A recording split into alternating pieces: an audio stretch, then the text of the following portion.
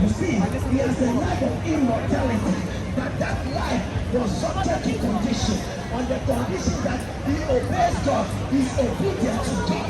But you see, my friend, there is a life which is better than being a living soul.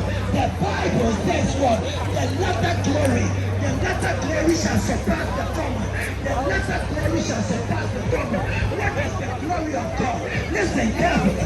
The Bible says, you see, all have sinned and fallen short of the glory of God. The glory of God. What is the glory of God? That is your purpose.